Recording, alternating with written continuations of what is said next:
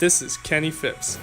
He was born in Dallas, Texas in 1998 and has recently won the MacArthur Genius Fellowship for his extensive and innovative work in the field of journalism.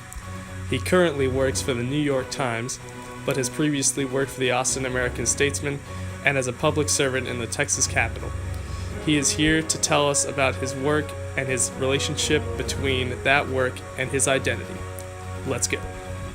Hello, my name is Kenny Phipps, and I've recently been awarded the MacArthur Genius Fellowship for my work for the New York Times, investigating the opioid crisis and the not all that surprising link between Pfizer and other pharmaceutical corporations and drug cartels that peddle heroin. So, I'd like to talk for a little bit about the relationship between my identity as a person and my work. I'm 34 years old. I graduated from St. Edward's in 2020 with a degree in political science, just small liberal arts college in Austin, Texas. Great place. I lived there for many years afterwards. But when I was there, we had to, in the honors college, we had to take this seminar called Meaningful Lives. And in that seminar, we really get to pursue and try to understand what motivated us as people. And it was very, very formative for me, that seminar, as well as the rest of my years there. But it's funny, after all these years, I still remember this one reading that we had to do that was about this doctor and these two doctors, really. And one of them lived to work, and one of them worked to live. And I really identified with the former doctor, because I feel like throwing yourself entirely into your work because it's your passion is probably the best route to go, and that's what I've done in my career. I really have a passion for truth and for fact as a concept, and so that is translated directly between my identity and my work.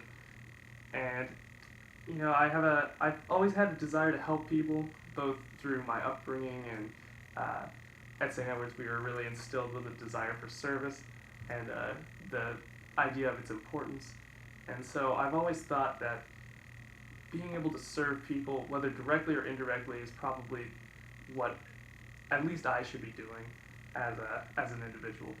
And so I believe that journalism does help people, and it does. Like, the work I've been doing is, if I may say so, beneficial to people's lives, in that information is important, and disseminating that information to as massive an audience as possible is much more necessary to democracy, to American values, than people realize.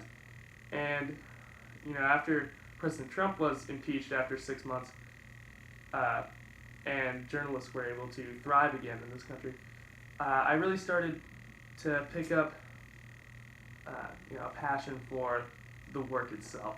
I worked as an editor for the student publication there, the Hilltop Views, which has really blossomed into one of the foremost college media publications in the entire world since my time there.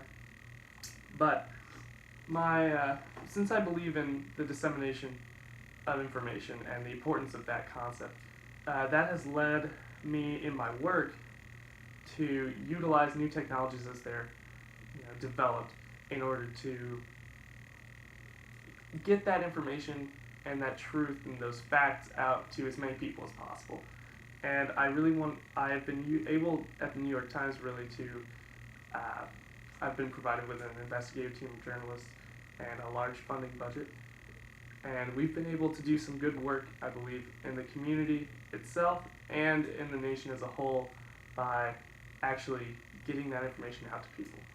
And so I really believe that in my own life, my work and my identity are fairly similar, in that it's the first thing I tell people about myself. I mean, I'm Catholic, I also tell people that, and that influences what I believe about journalism as well. But my identity and my work are incredibly intertwined, and I think that's helped propel me to do some of the things I've been able to. at the New York Times and at the Austin American Statesman. And I'm just very grateful for this award, and I don't really deserve it. I'm only 34. I might have said that already.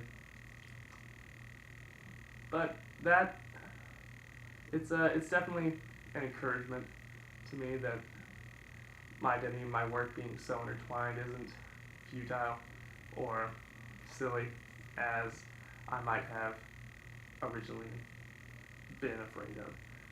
And it really all goes back to my time at St. Edward's and my time before that in my formative years as a child and teenager. But I'm very grateful for this, and I hope that you've enjoyed me talking. So have a good day.